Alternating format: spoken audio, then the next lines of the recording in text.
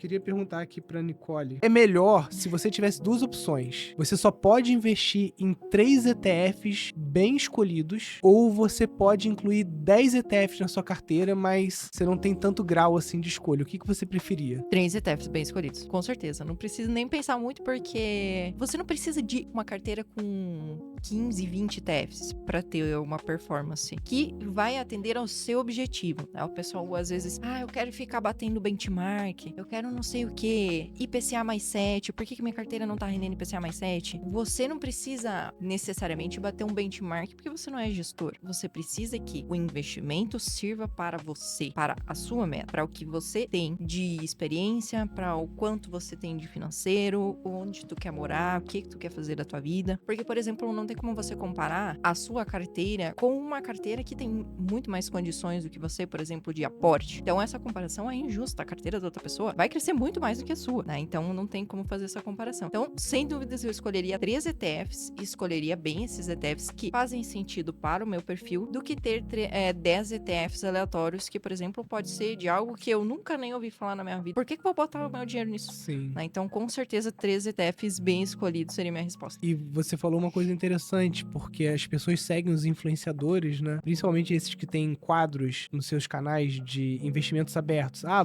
Coloquei 10 milhões no IPCA, não sei o quê. E aí você vai pra realidade do brasileiro que tá fazendo um aporte de R$ 1.000. Se ele for pulverizar esses R$ 1.000 em mais do que 3 ETFs, não vai funcionar, né? Não vai sobrar nada. Não. Acaba que ele pega a mesma loja. O cara sai do stock picking pro ETF, e no stock picking ele tinha 40 ativos, ele quer ter 40 ativos agora em não ETF. É necessário. Não é necessário. Funciona, né? Sim, porque o ETF ele tem muitos ativos dentro dele. Então, você tendo 3 ativos, por exemplo, ou seja, 5, 6, ok. Mas você já tem uma grande diversificação. É a mesma coisa que você tivesse, por exemplo, 40 ativos.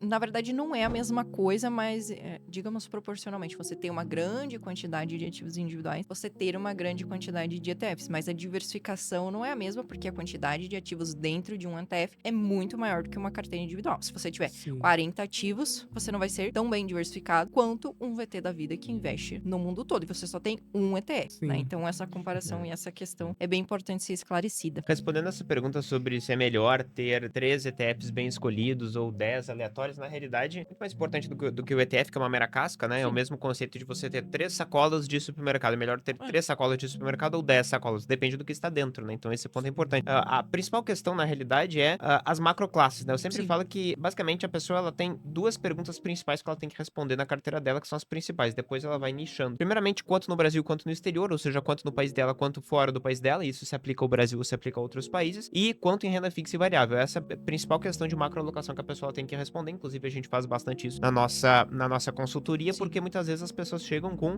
esta primeira pergunta básica, uma alocação errada na sua carteira. Seja um conservadorismo excessivo, seja o contrário, né? Enfim, uma carteira muito arrojada para um perfil de pessoa que precisa tomar mais risco porque precisa atingir um determinado objetivo financeiro, precisa ter mais dinheiro em determinado prazo, senão não se aposenta simplesmente. No caso, então, essa é a principal pergunta. Em um ETF, na realidade, ele nem precisa ser ali, conforme a pergunta, 3 ETFs bem escolhidos. Poderia ser, inclusive, se for apenas, né, uma macroclasse que a pessoa precisa, ou 2, se a pessoa quiser dosar ali entre uma renda fixa e uma renda variável, e eventualmente ela pode ir nichando mais, né? Mas a principal pergunta é quanto no Brasil e quanto no exterior, quanto em renda fixa, quanto em renda variável, e ir dosando. Essa principal questão de dose é o essencial, né? ETFs, Otávio, são para curto e longo prazo, aproveitando que você falou ali essa questão de macroclasses, e a gente consegue estabelecer objetivos tanto para o curto quanto para o longo prazo, considerando o ETF? ETFs, sim, podem ser utilizados, conforme eu mencionei, como uma casca, né? Portanto, sim, podem ser investidos para fins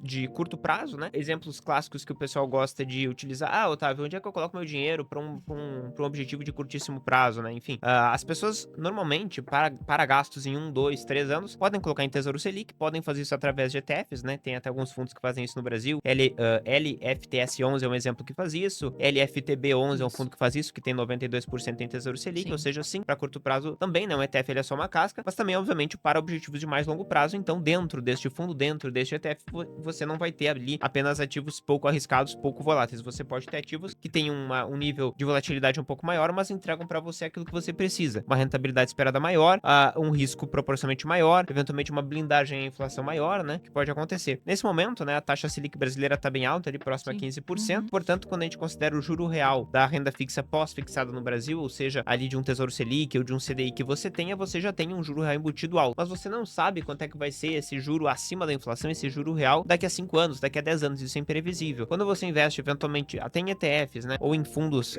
mútuos também, que são de renda fixa de um prazo um pouco maior, você consegue investir para um objetivo mais longo, travando, né, ou tendo uma expectativa de estabilidade maior por mais tempo. Isso também consegue ser feito com ações também para objetivos realmente mais longos. Mas aproveitando, Nilson, por que um ETF ele é tão útil para você ter uma gestão transparente, uma alocação transparente de carteira? Olha, quando você compra um fundo multimercado ali no banco, né? Geralmente você vai olhar uma folha de dados que eles vão te dar baseada em performance passada, né? Então o gerente sempre vai oferecendo, olha, esse fundo aqui, ele nos últimos 24 meses ou 36 meses, ele teve uma rentabilidade muito acima do CDI. Isso é só uma prática comercial, nada transparente, já que rentabilidade passada não garante rentabilidade futura. A maioria desses fundos fecham CNPJ com menos de 10 anos, mudam de nome quando a performance fica ruim, etc. Eles têm várias práticas ali totalmente não transparentes para perpetuar essa indústria que fica ali te comendo 2% dos seus investimentos, 1,50%, muitas vezes mais uma taxa de performance, né? Já o ETF, ele é totalmente transparente, né? Porque, primeiro, os ETFs que nós usamos aqui na Auction Wealth são, vamos dizer assim, majoritariamente de 3 classes ou tipos, né? A gente tem ETFs passivos e amplos, como base neutra global, etc.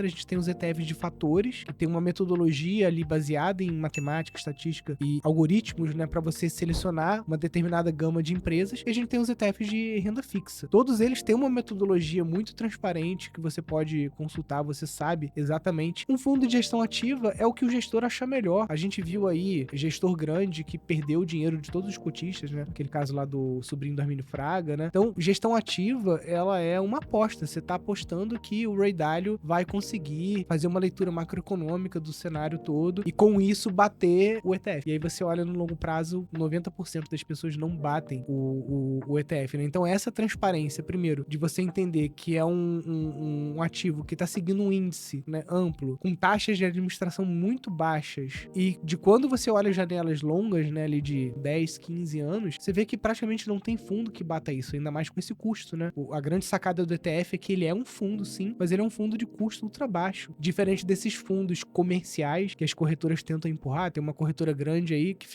eles fizeram várias campanhas, na minha opinião, nada éticas, mandando e-mail, eu recebi esse e-mail, tentando ludibriar as pessoas a saírem de ETFs e irem para fundos em Luxemburgo e fundos na Irlanda com taxa de 1,9%, trazendo ali uma teórica vantagem tributária que eu conseguiria com ETF que tem 0,3 de taxa, 0,15 de taxa, né? Então, o mercado ele é agressivo, o gerente tem que botar comida na mesa, o assessor tem que botar comida na mesa, o próprio sistema é desenhado para ele ter que fazer coisas às vezes que ele não acha legal e te empurrar produtos que você tem um opcional mais barato, tipo isso, fundo ou ETF, o ETF é mais barato, só que o fundo me dá uma comissão maior. Eu, como profissional, eu vou preferir te vender algo que tem uma comissão maior e muitas vezes que é uma caixa preta, você não sabe a metodologia com total transparência daquele fundo, como um índice que você pega ali a metodologia e você entende tudo que ele investe, né? E aproveitando então pro pessoal que tá aí assistindo, né? Você comentou ali que a gente consegue pesquisar como que a pessoa, o investidor que tá querendo começar a investir num ETF, o que quer pesquisar um ETF, o que ele precisa fazer para encontrar os documentos do fundo, ou mesmo tem site da gestora, tá tudo lá, como que isso funciona? Olha, eu acho que o primeiro ponto é você entender como se investe em ETFs, porque senão ele vai cair naquela lógica do stock picking, vai ficar comprando os ETFs que são mais mencionados no YouTube. ETF de ouro, ETF de Bitcoin, são todos ETFs que a gente considera satélites. Quando o cara vai trazer um núcleo, no máximo é um SP500, né? E ponto. É isso que se fala no YouTube. Então, primeiro é você entender qual é a melhor estratégia, senão você vai pegar, sem mais de 6 mil ETFs, você vai acabar selecionando ETFs que são muito arrojados, que são de modismos e que não necessariamente vão trazer uma rentabilidade para você acima do IPCA mais 7.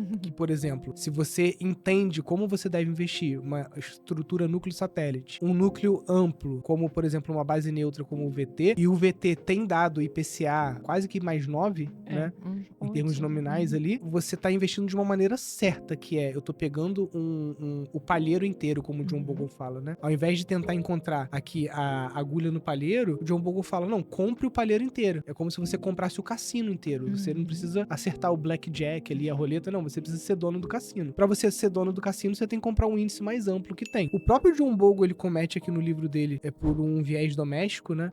Na minha opinião, o deslize de falar que o palheiro é o SP500, né? E dentro do próprio mercado americano, a gente teria um VTI, por exemplo, que pega pequenas e médias empresas, né? E depois o próprio Bogle criou o VT também, né? Que aí sim, na minha opinião, é o palheiro inteiro. Você não pode garantir que os Estados Unidos, nas próximas 3 décadas, vão ter o mesmo resultado das últimas 3 décadas, né? Sim. Então tem que entender. Eu recomendo sempre o site da gestora, né? Uhum. Onde você vai encontrar os dados melhores. As corretoras têm ETF screeners, né? Tem sites que fazem esse screening e tal. Mas esse screening, muitas vezes, é para você cair nos ETFs temáticos ou ETFs muito setoriais, né? Eu quero um ETF específico de Noruega. Tá, mas por que você quer investir especificamente na Noruega, né? Melhor você investir no mercado europeu como um todo, né? Sim. É basicamente, então, digitar o nome do ETF ali no buscador do Google, o buscador que o pessoal usa, já vai cair nos principais sites da gestora, né? Pra ler diretamente na fonte, né? Isso. Se você teve alguma dúvida, alguma pergunta assim que veio na sua mente, pode deixar aqui embaixo nos comentários que a gente vai te responder. Lembra de seguir a gente também nas nossas redes sociais, auction.br, e recomende também o nosso canal.